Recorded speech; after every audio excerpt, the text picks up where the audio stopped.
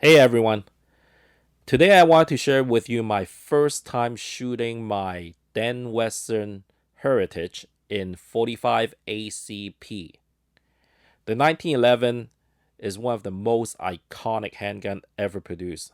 And even today, a lot of people still thinks that the 1911 is probably the best handgun even in today's very competitive handgun or pistols landscape. Honestly, I really haven't really got much interest into 1911 until I actually started my interest in sports shooting. So prior to that, I've known about the 1911, like given its history and its iconic appeal in many movies and other types of mentioning of the handgun. So honestly, I know the looks of it before I actually know that it's a 1911. Before I got into, I guess, sports shooting and know more about guns, because honestly, even right now, I think my like to me what's iconic and what every individual have their own kind of perspective of what's the ideal or most iconic handgun. To me, I think it's still the Beretta 92 FS. So that's personally for me. But the 1911, I do understand it has a much richer history, and I guess a broader in terms of people that thinks that that's probably the 1911 is probably the best handgun ever made. So I just wanted to share with you my first time shooting this Dan Wesson 1911. It's actually not my very first 1911. I've actually owned a 1911. It's a SIG in 22 caliber. It's actually, I don't think it's produced by SIG. It is a SIG brand, SIG Sauer brand, but it's I think it's the G, and there's like the German sporting groups that makes these 22 caliber 1911s. So this is actually one that I own prior, and I also own a para ordnance in 40 caliber. So this Dan Wesson is my very first 1911 single stack, the original, I guess, style, and in 45 ACP. And this is also my only 45 ACP handgun that I own. Well, the key reason, there's various reason why I don't own a 45 ACP prior, but the main reason is that it is very expensive to shoot, given that the ammo is almost like double the price of 9 millimeters. And up here in Canada, because we basically just use handgun for sport shooting, and some go into more competitive, like let's say IPSC, IPSC, I guess other type of shooting competitions that may use a handgun. Otherwise, it's more of like going to the gun range and just shoot your pistol as more of a hobbyist. We don't I guess understand that in the US, they consider a lot more in terms of using a handgun as a tool, because as a self-defense weapon. But up here in Canada, it's basically a sporting thing. So in terms of considering using a handgun as a self-defense weapon, is like it's like far-fetched in Canada. So that's why I think in Canada, I think there's a less prominence, unless you're in sport shooting, where I guess different caliber have different grading system. Otherwise, going to the gun range shooting a 45 versus a 9 millimeter or even a 22 is basically mostly paper targets. So the difference is making a bigger hole with a 45 ACP or some even bigger calibered handgun. But anyway, so just want to share with you my first time shooting this Dan Wesson Heritage in 45 ACP. So my first impression is that the handgun is very, very tight, very stiff. Like even when I got it before shooting, I actually bought this a while back. I bought this just prior to the handgun freeze. Basically, all handguns cannot be purchased or transferred, meaning that you cannot sell your handguns. So I bought this right before the handgun freeze in Canada. So I got this a while ago, and then I was just recently that I actually bought ammo to shoot it, because it is quite expensive, and I actually caught a decent deal on a bulk ammo purchase. So yeah, so I got these CCI aluminum. I know some people might not be too keen on shooting aluminum, but I've actually shot a lot of 9 millimeter aluminum, the Ferro aluminum 9 millimeter, and those are actually pretty good. I haven't had any issues with those.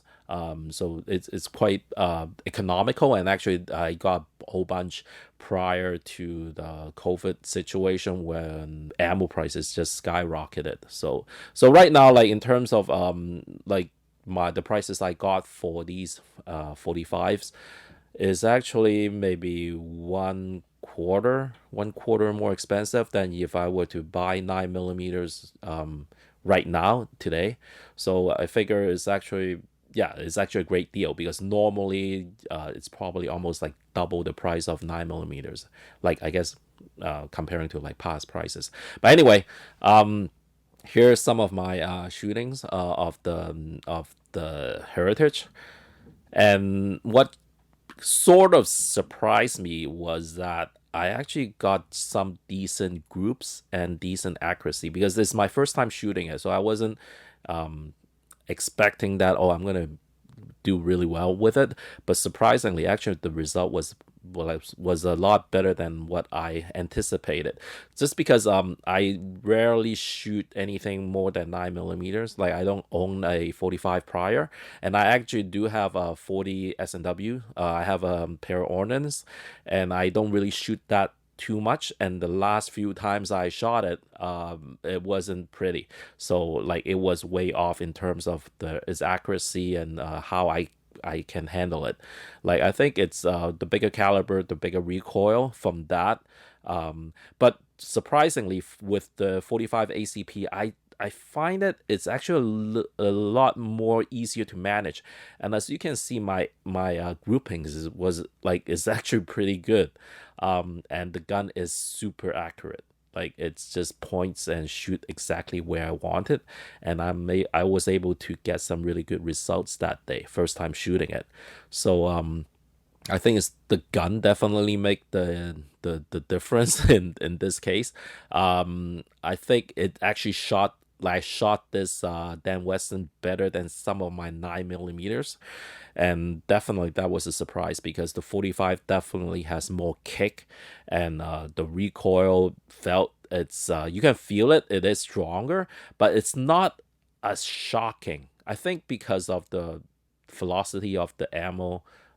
Traditionally, I think these are probably around like 800 feet per second, 900 feet at most. So it's a slower traveling bullets. So compared to I guess the 40 is probably, yeah, it's quicker, and so I felt that I wasn't able to manage the 40 caliber as well as the 45, and also I think since this is a single stack 1911, I do have smaller hand, unfortunately. So in terms of getting a good purchase in gripping the pistol, I'm able to do this a lot better with the Dan Wesson than the pair of ordnance, which is a double stack 1911. So yeah, I love it. I love this gun.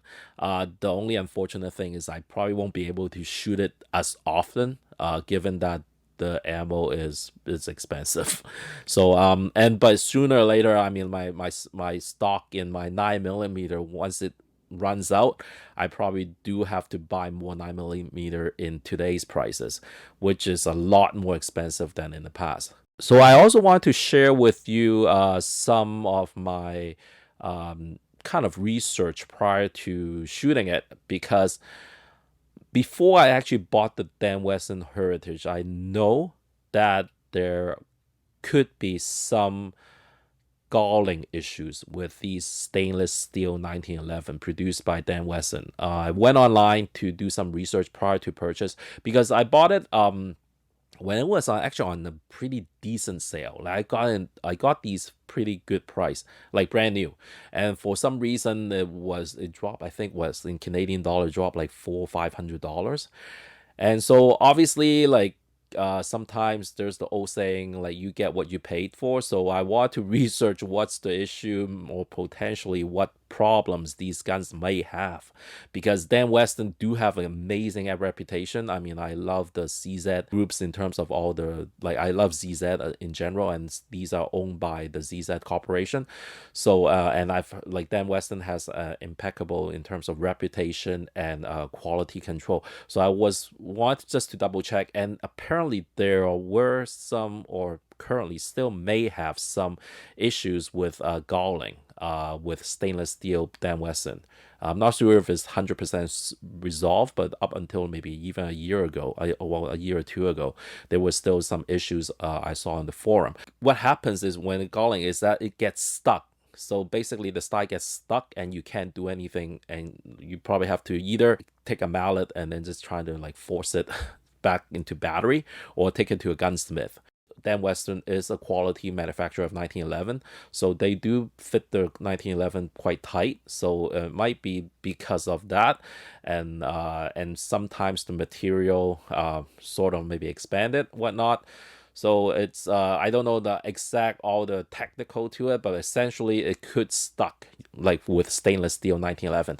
So how I try to prevent that from happening was I looped the crap out of it. So I put a lot of like oil. I cleaned it first, obviously, since it's a new gun, but I put a lot of lube. And actually, at the gun range, I put a bottle right next to it. Normally, I never do that. I don't think I need to, because I don't shoot like hundreds of rounds. At most, I shoot maybe 200 rounds at a time. So this time I only shoot about 100 rounds. But after 50 rounds, I relubricate it, add more oil into it, just to make sure that it's running like really wet, to make sure it's well lubricated. to ensure that it doesn't like have that galling. Like I don't want to get stuck at the gun range and then it's like crap. What am I gonna do with it? I know like other people they said also you could. I didn't do it personally. Like when you're at home, like put the slides and the frame and just to kind of slide it back and forth, kind of break it in. I've heard or saw some forum people saying, yeah, maybe do that, but I didn't do it. Maybe that would probably also help as well. And also, I think once the gun breaks in, if you shoot maybe a couple of hundred, I don't know, maybe 1,000 round, hopefully, it should solve itself. I just want to be on the safe side. So whenever I do shoot this Dan Wesson, I am going to loop it like a lot to make sure it is like quite well lubricated until whenever. Like I don't think like for me, like I don't have too much knowledge on like or deep experience or knowledge on 1911, but my viewpoint of these 1911, especially like the Dan Wesson, or even something that's high quality, that's very tight fitting, and that's how they actually create that amazing accuracy. I think like if you want an accurate 1911, it's probably going to be pretty tight fitting. It's not going to be loose. Is that yeah, you treat it as an exotic car. So like a Ferrari or Lamborghini, it's not 100% going to be reliable sometimes, especially if you don't give it the proper treatment.